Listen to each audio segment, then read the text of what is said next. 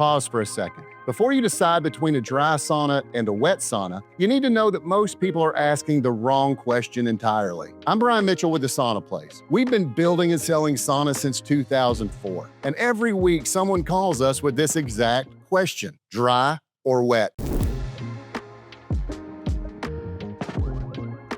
The honest answer is going to surprise you, because a traditional sauna with the right stone heater can actually be both. Pour water on heated rocks and you get wet. Leave the stones alone and you get dry. Same room, same heater, your call every session. What I'm going to break down today is the real split, which is between a traditional sauna and a dedicated steam room. Once you understand that, the rest of the decision gets a lot simpler. I'll cover how each one feels, what each one does for your body, which one fits your goals, and what it actually costs to put one in your home. Let's start with what makes a dry sauna. An electric sauna heater or wood-burning stove heats sauna stones. These stones radiate heat into the room. Air temperature climbs to 150 to 195 degrees. Humidity stays low, usually between 5 and 20%. Your sweat evaporates quickly off your skin, which is how your body cools itself in that intense dry heat. Most home saunas and traditional finished saunas work exactly this way: cedar walls, a bench, a heater full of stones,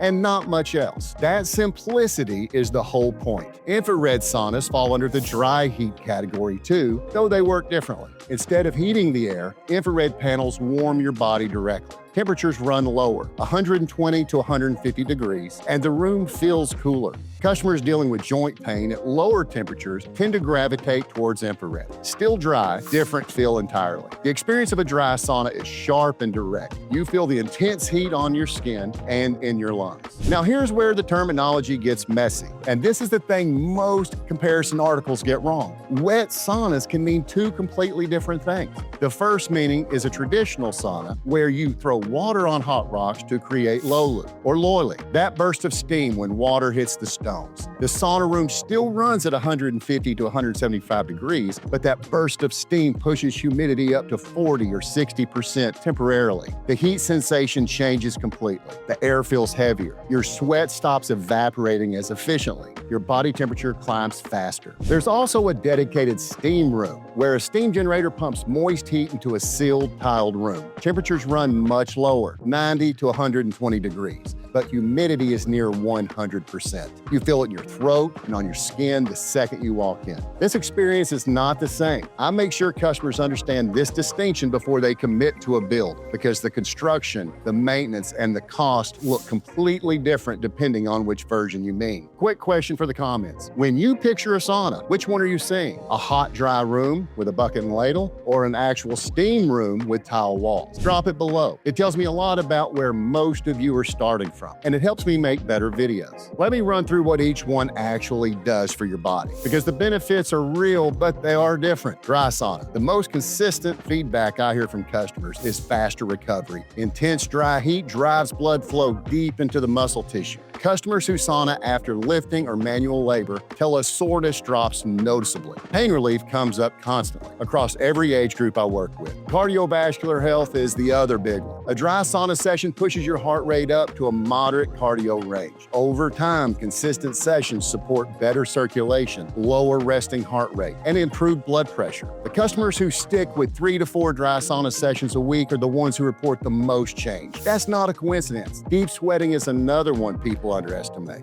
In a low humidity environment, your body keeps producing sweat because it keeps evaporating. That sustained output supports the feeling of physical reset that customers describe. They feel lighter after consistent sessions. It's not complicated. Now let's talk about the steam room. The benefit it offers that dry heat cannot match is respiratory relief. Moist heat opens airways, loosens mucus, and provides direct comfort for sinus pressure, congestion, and seasonal allergies. Customers with chronic sinus issues tell us the steam room is the single most effective part of their routine. If respiratory health is your primary goal, wet wins. It's not even close. Skin health also favors steam. A moist environment hydrates skin during the session instead of drying it out. Customers dealing with dry skin or chasing a better complexion tend to prefer steam for that reason. And here's the physiological detail that catches people off guard. Wet heat makes your body temperature rise faster, even though the air temperature is lower. High humidity blocks your body's cooling system. Sweat can't evaporate. Internal temperature climbs. That is actually stronger cardiovascular stimulus in a shorter session window. It matters for people who want the cardiovascular benefits but find dry heat too intense to sustain. Nobody I've worked with chooses a sauna type in the abstract. They choose based on what they want it to do. Post-workout recovery? Go dry. Intense heat drives blood flow to damaged muscle tissue and supports faster recovery. 15 to 20 minutes, then a cold shower. That's the protocol most of our gym and fitness facility clients settle on. Now for respiratory health. You want steam, you want humidity, so go wet. Either put water on your sauna stones, on your sauna heater, or a steam room. If you're dealing with congestion, chronic sinus pressure, or seasonal allergies, moist heat provides relief that dry heat cannot replicate. 10 minutes in steam provides more direct relief than an hour in dry heat for this specific goal. Skin health. Both help, but they have different mechanisms. Steam hydrates pores during the session. Dry sauna promotes deep sweating and clears skin from the inside out. Some customers run both. Dry sauna for 15 minutes, then they put water on their stones to get steam for about 10 minutes. Then take a cold shower. If you have access to both, that combination is hard to beat. Now, cardiovascular conditioning. Again, both work. Dry sauna has more long-term clinical data behind it, and the Finnish research specifically covers high temperature, low humidity use. My recommendation there is the one you'll use consistently 3 to 4 times a week. Consistency matters more than the type. Now let's talk stress and mental health. Personal preference decides this one. Some customers find intense dry heat meditative. Others find it enveloping, heavy calm of steam more settling. I've stopped trying to predict which way customers will lean. Use both if you can. See which one you reach for. Here's what I tell every customer who asks me about dry versus wet. And it's the thing that simplifies the whole decision. A traditional sauna with a quality stone heater gives you both. Dry sauna when you leave the stones alone, low loop, and wet sauna when you throw water. One room, one heater, both experiences. That's why traditional sauna is where most of our customers land. You're not locked in. Your interaction with the heater decides. The only types locked into one mode are infrared panels, which are always dry, and dedicated steam rooms, which are always wet. Everything between them is a spectrum. When someone tells me they want a dry sauna, I ask whether they want the option to add steam at all. That answer changes the heater recommendation entirely. Customers ask me for straight numbers and I give them. Dry sauna for home use, prefab units run $3,000 to $8,000. Custom builds, properly sized with a quality stone heater, run $6,000 to $15,000 and up. You need a 240-volt dedicated circuit, adequate ventilation, and a licensed electrician. Our team talks to your electrician directly if you need us to. That's not a suggestion, it's standard practice. How about a steam room for home use? The steam generator alone costs $1,500 to $3,500. Room waterproofing, tile, moisture barriers, and drainage add $2,500